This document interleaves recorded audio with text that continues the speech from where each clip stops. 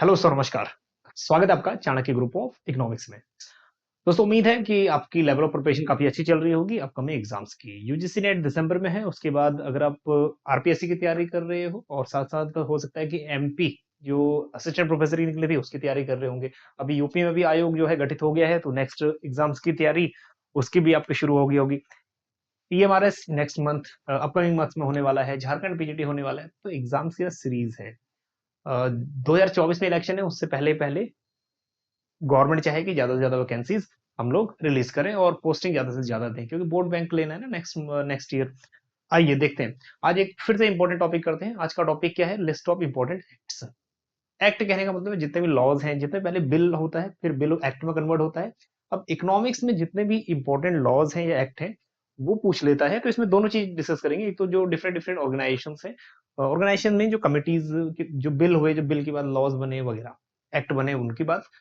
बहुत बार ये questions chronology में आते हैं और कई बार ये क्वेश्चन सीधा आ जाता है। जैसे अभी पूछा था ना यूजीसी नेट में, मनी लॉन्ड्रिंग एक्ट कब पास हुआ था, इस टाइप के कब कब आया था। तो इस टाइप के जो क्वेश्चंस हैं ये यहाँ से रिपीटेड होने के चांसेस ज्यादा रहते हैं। आज हम करेंगे अप्रोक्स 70 एक्ट्स, है ना? कितने एक्ट? 70 एक्ट करेंगे तकरीबन। तो शॉर्ट रखेंगे वीडियो को ताकि आप लोगों को कम से कम टाइम में ज्यादा से ज्यादा चीज कवर कर पाओ। फटाफट से नोट डाउन कर लीजिएगा इसको। हालांकि इसका स्क्रीनशॉट लेंगे तब भी आप जितने भी पॉइंट है स्क्रीनशॉट लेंगे तब भी चल जाएगा। देखिएगा कि आपको कितने एक्ट ऐसे हैं जो आपको ऑलरेडी आते हैं, और इसमें से इकोनॉमिक्स की तैयारी कर रहे हो तो आप इनमें से 60 to 70% एक्ट ऐसे हैं जो आपके नॉन है, जो आप जानते हो। चलिए सबसे पहले देखते हैं controller of capital issues 1947। Basically हम लोग यहाँ जो एक्ट डिस्कस करने वाले हैं वो है 1947 से लेके 2023 तक एक्ट, है ना? तो इंपॉर्टेंट रहेगा क्योंकि डिफरेंट डिफरेंट एग्जाम में डिफरेंट तरीके से पूछ लेता है। So control of capital issues 1947, ये जो दो एक्ट हैं इंपॉर्टेंट हैं और ये डिफरेंट एग्जाम्स में पूछे भी जा चुके हैं। तो मोस्ट आईएमपी की इसको सीरीज में रखिएगा। मिनिमम वेज एक्ट 1948 और फैक्ट्रीज एक्ट 1948, दोनों ही 48 में है। और ये क्वेश्चन जो ये वाला है ये क्रोनोलॉजी में पूछा जा चुका है। तो अगर क्रोनोलॉजी सी बन चुके हैं तो इंपॉर्टेंट है ना? इंडिविजुअल भी और क्रोनोलॉजी दोनों ही पूछा जा चुका है। Next, development finance institutions 1948। Next आपका बैंकिंग रेगुलेशंस एक्ट, ये पीजीटी लेवल पे क्वेश्चन आ चुका है। बैंकिंग रेगुलेशन एक्ट, और इसी साल आरबीआई भी नेशनलाइज हुआ था ना, ये बात भी पक्का है, तो ये भी देख लीजिए। प्लानिंग कमीशन और फाइनेंस कमीशन दोनों ही इंपॉर्टेंट है। हाँ जी। हालांकि ये जितने भी एक्ट हैं या फिर जितने भी ऑर्गेनाइजेशन हैं या फिर आप कह लो कमिटीज हैं या फिर कमीशन हैं, थोड़ा इंपॉर्टेंट बन जाते हैं एग्जाम पॉइंट ऑफ व्यू से। तो प्लानिंग कमीशन 1950 और फाइनेंस कमीशन 1951, ये दोनों को ही नोट कर लीजिएगा। अब इसमें एक्ट नहीं है, कुछ कुछ कमीशन भी इसमें ऐड की गई है। चलिए आगे देखते हैं। Next, industrial development and regulations act. अब ये पूछा गया था ये वाला क्वेश्चन केवीएस 2018 का पेपर उठा के देख लेना। ये क्वेश्चन वहां से पूछा गया है, मतलब पूछा गया था यहाँ से। तो industrial development regulation act 1951। Next आपका Indian standard institutions certification marks act 1952। तो जो मतलब आईएसआई मार्क नहीं होता, सर्टिफिकेशन मार्क, वो भी एक्ट कब आया? 1952। तो इंपॉर्टेंट है ये वाला। Next, nationalisation of air India. Air India का नेशनलाइज हुआ 1953। State bank of India act 1955। तो स्टेट बैंक ऑफ इंडिया का इनिशियल जो नेम था वो क्या था? करेक्ट, आप लोगों को बिल्कुल बेसिक पता है इंडियन इकोनॉमी का। इंपेरिकल बैंक था 1921 में, और उसके बाद स्टेट बैंक ऑफ इंडिया हो गया 1955 में। Next, ONGC. ओएनजीसी 1955, हालांकि इसका सेटअप डेट ही है। नेक्स्ट, एसेंशियल कमोडिटीज एक्ट, ये इंपॉर्टेंट है, ये आपको इंडिविजुअल भी आ सकता है क्वेश्चन। एसेंशियल कमोडिटी एक्ट, तो मेन प्रायोरिटी पे रखना। Industrial policy resolutions 1956, that is also most important and it is also known as economic constitution of India. दोबारा सुन लो, इसी को बोलते हैं इकोनॉमिक कॉन्स्टिट्यूशन ऑफ इंडिया, ठीक है? और इसी को हम बोलते हैं बाइबल ऑफ स्टेट कैपिटलिज्म। तो ये क्वेश्चन यहाँ से पीजीटी लेवल पे भी पूछता है, और खाली यूजीसी पे तो नहीं पूछता। बाइबल ऑफ स्टेट कैपिटलिज्म, और इसी को बोलते हैं that is economic constitution of India, ठीक है? आईपीआर 1956। क्योंकि इंडस्ट्रियल पॉलिसी ये सेकंड थी, है ना? इंडस्ट्रियल पॉलिसीज आप लोगों ने अच्छे से की भी होंगी, एक बार रिमाइंड भी कर देते हैं। 1948, 1956 सेकंड इंडस्ट्रियल पॉलिसी, फिर उसके बाद थर्ड 1977, फिर उसके बाद फोर्थ 1980, और उसके बाद फिफ्थ इंडस्ट्रियल पॉलिसी 1991, है ना। ये पॉलिसी का सीक्वेंस भी याद रखिएगा। Next, nationalisation of life insurance. Life insurance जिंदगी के साथ भी जिंदगी के बाद भी, 1956। चलिए आगे मूव करते हैं। 16th, institute of technology act 1961, हालांकि ये इतने काम का नहीं है इकोनॉमिक्स पॉइंट ऑफ व्यू से। Next, food corporation of India, that is important, FCI. FCI की डेट याद रखना 1965, है ना। नेक्स्ट, एग्रीकल्चरल प्राइस कमीशन, ये भी इंपॉर्टेंट है और ये आ चुका है क्वेश्चन। सो 1965 यूजीसी नेट में भी इस टाइप का क्वेश्चन प्रीवियस ईयर में रिपीट हो गया है। पब्लिक प्रोविडेंट फंड 1968, हाँ जी याद रखना। नेशनलाइजेशन ऑफ बैंक, अब इसमें दो चीजें हैं, एक फर्स्ट फेज है, एक सेकंड फेज है। नेशनलाइजेशन ऑफ फर्स्ट फेज में कितने बैंक नेशनलाइज हुए थे, है ना, टिप पे है, मुझे पता है कि इंडियन इकोनॉमी आपके टिप पे है कुछ कुछ पॉइंट, गुड। चलिए, नेशनलाइजेशन ऑफ फर्स्ट फेज में कितने हुए थे, 14 बैंक। सेकंड फेज कब आया, 1980। आउट ऑफ द बॉक्स है लेकिन आप फिर भी समझ लीजिएगा। 1980 कितने बैंक्स हुए थे 19 सेकंड फेज में, correct, six bank.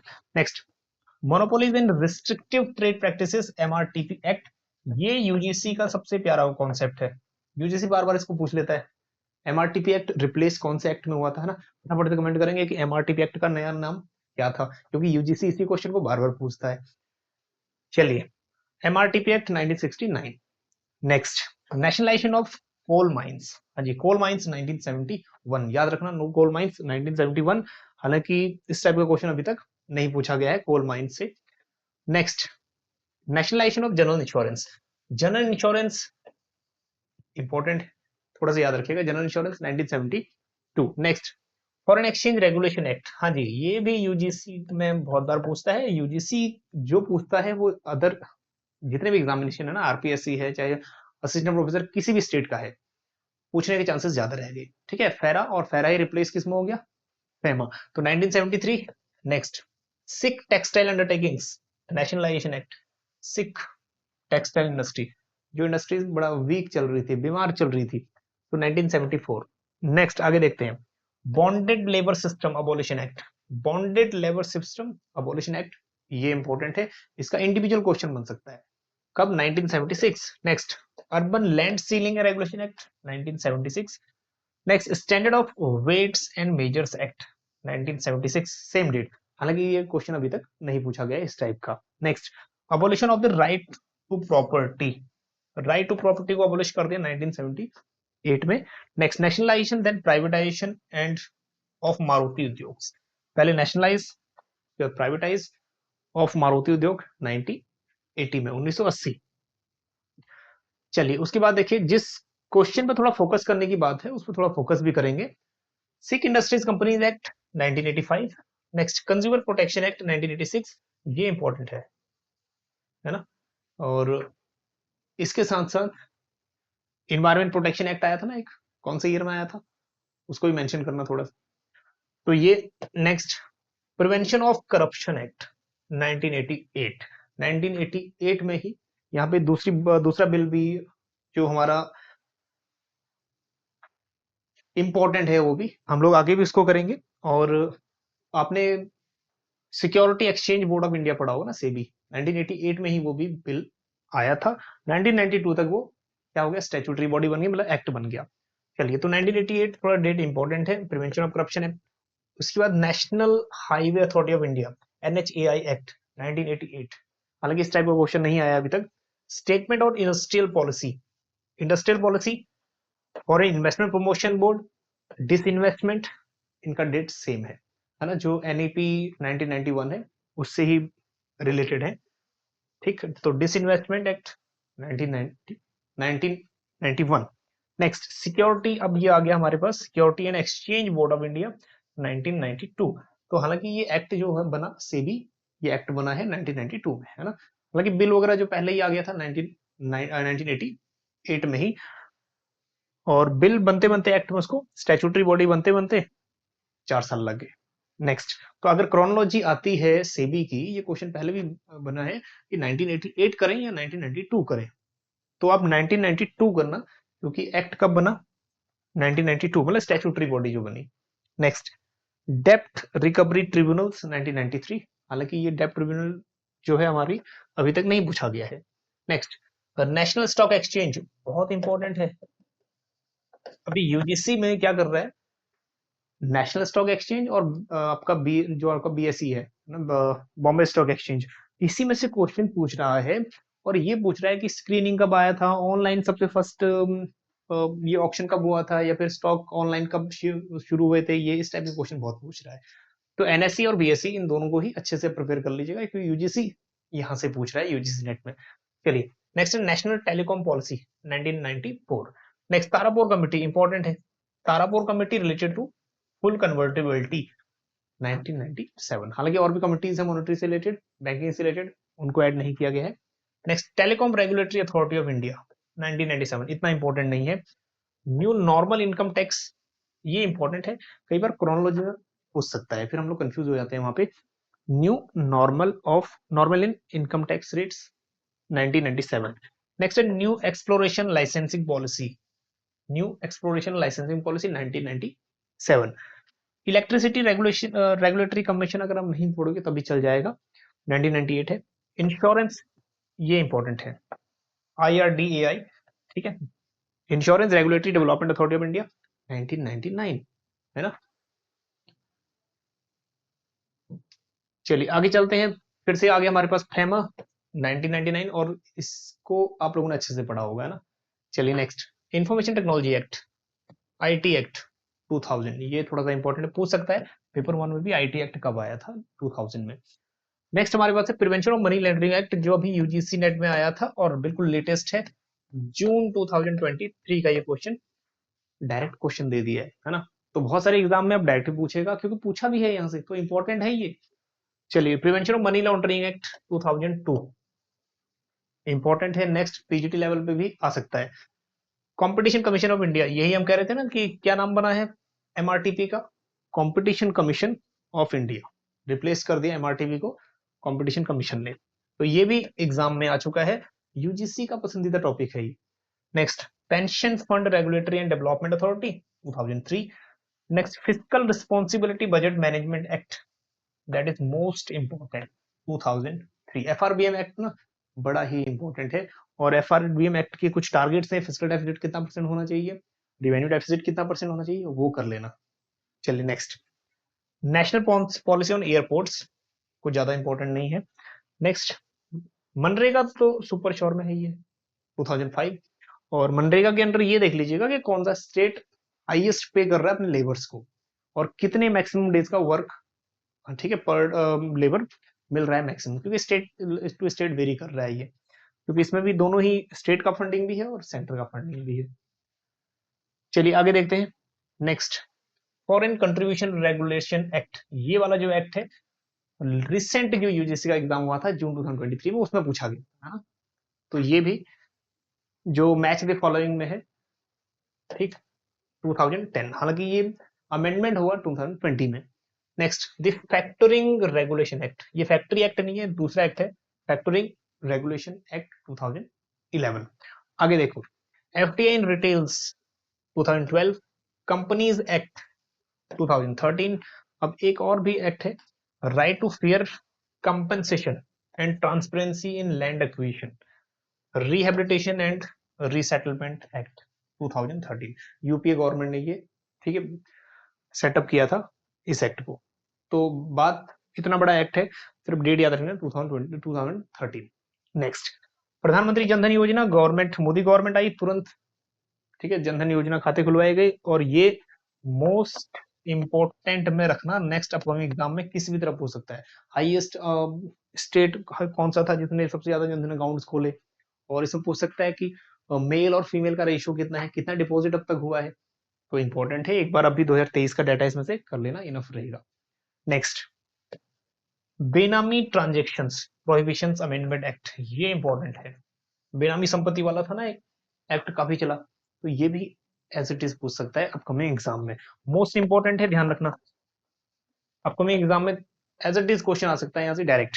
Next, arbitration and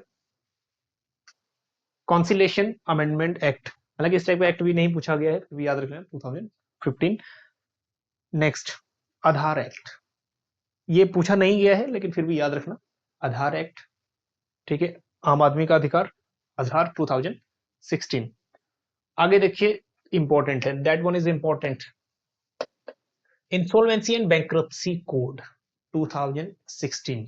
next, demonetisation तो आपको पता ही है, थर्ड डिमोनेटाइजेशन, ठीक है, डेट भी आपको बहुत अच्छे से पता होगी, बहुत ज्यादा सफर किया था, ठीक है, 8 नवंबर 2016। Next, real estate regulation and development act, that one is most important.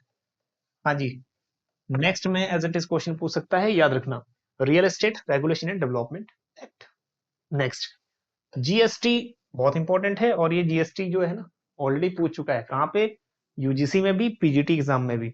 GST में तो बहुत सारे क्वेश्चन आएंगे कि इसमें कौन सा अंडर आता है जीएसटी के आर्टिकल, कौन सा जीएसटी से बाहर है, तो ये भी कर लेना।